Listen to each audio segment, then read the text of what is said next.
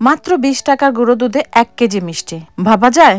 বাংলাদেশে 10 টাকা ডানো প্যাকেটে 18 গ্রাম দুধ থাকে। সেই রকম 18 গ্রাম দুধের 2 প্যাকেট হবে 20 টাকা দামের। সেই 20 টাকা দামের গুঁড়ো দুধ দিয়েই আজকে আমি মিষ্টি বানাবো। যেহেতু আমার কাছে ওই 10 টাকার দামের ছোট প্যাকেটটা নাই, তাই আমি মেপে মেপে এখানে 36 গ্রাম মানে 2 প্যাকেট সমান গুঁড়ো দুধ নিয়ে নিয়েছি। সাথে দিয়ে দিচ্ছি 18 গ্রাম ময়দা। ময়দায় ব্যবহার করবেন, আটা না, কিন্তু অল পারপাস যে ময়দা পাওয়া যায় সেই ময়দাটা। আরও দিয়ে দিচ্ছি 1 টিস্পুনের 8 ভাগের 1 ভাগ বেকিং সোডা। অবশ্যই বেকিং সোডাটাই ব্যবহার করবেন, বেকিং পাউডার আর বেকিং সোডা কিন্তু আলাদা জিনিস, তাই অবশ্যই বেকিং সোডাটা ব্যবহার করবেন। সাথে দিয়ে দিচ্ছি 1 টিস্পুন দেশি ঘি। এখন এই ঘি দিয়ে শুকনো উপকরণগুলোকে ভালোভাবে মাখিয়ে নিচ্ছি। যখন দেখবেন এভাবে মুঠো করলে মুঠো হচ্ছে এবং টিপা দিলে সাথে সাথে সেটা ভেঙে যাচ্ছে, তখন বুঝতে হবে যে এই মাখানোটা হয়েছে। আর এইভাবে মাখানোটা কিন্তু জরুরি। এভাবে মাখানো হয়ে গেলে দিয়ে দিচ্ছি এখানে 2 টেবিল স্পুন লিকুইড দুধ। লিকুইড দুধটা দিয়ে এভাবে আমি ডোটা তৈরি করে নিচ্ছি। দুধটা আপনারা অল্প অল্প করে দিতে পারেন, আমার যেহেতু আইডিয়াই আছে কতটুকু লাগবে তাই আমি একসাথে দিয়ে দিলাম 2 টেবিল স্পুন। 2 টেবিল স্পুন দেওয়ার পরে দেখুন এভাবে একটা ডো তৈরি হবে। ডোটা কিন্তু খুব বেশি শক্ত হবে না, আবার একদম বেশি নরমও হবে না, হাতে একটু লেগে লেগে যাবে। ডোটা থেকে আমি এভাবে লেচি কেটে নিচ্ছি যেন সবগুলো মিষ্টি সমানভাবে ভাগ হয়। এখন সেই লেচির টুকরোগুলো দিয়ে একটা একটা করে সবগুলো মিষ্টি বানিয়ে নিচ্ছি।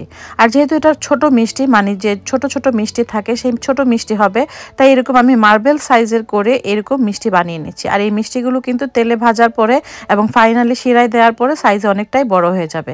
তাই এ পর্যায়ে এই মিষ্টিগুলোকে অনেক বেশি ছোট মনে হলো, শেষে পর্যায়ে কিন্তু এই মিষ্টিগুলো এতটা ছোট থাকবে না। এখন আমরা এই মিষ্টিগুলো বানানো হয়ে গিয়েছে, এখন ভেজে নেব। আর ভাজার জন্য এভাবে একটা প্যানে তেল নিয়েছি। তেলটা একদমই কম আছে গরম করতে হবে। আর তেলের টেম্পারেচারটা দেখুন, মিষ্টিটা দেওয়ার পর কিন্তু তেলের মধ্যে কোনো ধরনের কোনো পরিবর্তন দেখা যায়নি, তার মানে তেলটা মোটামুটি গরম, খুব বেশি গরম না। আর তেলে দেওয়ার পর মিষ্টিগুলোকে নাড়া যাবে না, এভাবে হাতলটা ধরে একটু একটু করে আমি দুলিয়ে দিচ্ছি। সবগুলো মিষ্টি যখন তেল থেকে উপরে এভাবে ভেসে আসবে তখন আমি চুলার আঁচটা বাড়িয়ে দেব মিডিয়ামে। আর এভাবে হালকা হাতে একটা স্পুন দিয়ে আমি সবগুলো বেবি সুইট মিষ্টিগুলোকে ভেজে নিচ্ছি। এই একই মিষ্টি দিয়ে আমরা 3টা কালার করব, তাই এই জন্য হালকা করে যখন এই মিষ্টিগুলো একটু ভাজা হয়ে যাবে, মানে কিছু মিষ্টি যখন এরকম হালকা কালার চলে আসবে তখন কিছু মিষ্টি উপর থেকে তুলে নিচ্ছি। এরপর আবারও সমানভাবে ভেজে নিচ্ছি। এরপর ভাজতে ভাজতে যখন আরও কিছু মিষ্টি আরেকটু কালার পরিবর্তন হবে, মানে আরেকটু গাঢ় ব্রাউন কালার হবে, তখন আরও কিছু মিষ্টি এভাবে তেল থেকে আমি উঠিয়ে নিচ্ছি, যেই মিষ্টিগুলো গাঢ় ব্রাউন কালারের হয়ে গিয়েছে। দেখুন অলরেডি কিন্তু 2টা কালারের মিষ্টি আমরা পেয়ে গেলাম। এখন বাকি যে মিষ্টিগুলো প্যানে রয়ে যাবে সেই মিষ্টিগুলোকে কালো জামের মতো করে আরও একটু সময় ভেজে নেব, মানে উপরটা একদম গাঢ় ব্রাউন কালারের হবে, তখন আমরা সেই মিষ্টিগুলোকে উঠিয়ে নেব। আর এই জন্য চামচ দিয়ে কিন্তু কন্টিনিউ এভাবে নেড়ে নেড়ে সব দিকে সমানভাবে কালার আনছি মিষ্টিগুলোর। সব দিকে যখন সমানভাবে মিষ্টিগুলো এভাবে ব্রাউন কালার হয়ে যাবে তখন সেই মিষ্টিগুলোকে তেল থেকে এভাবে উঠিয়ে নিচ্ছি। এখন সবগুলো মিষ্টি ভাজা হয়ে গিয়েছে। এই পর্যায়ে আমরা মিষ্টিগুলোকে এক সাইডে রেখে মিষ্টিগুলোকে শিরায় দেওয়ার জন্য মিষ্টির যে শিরাটা আছে সেই শিরাটা তৈরি করে নেব।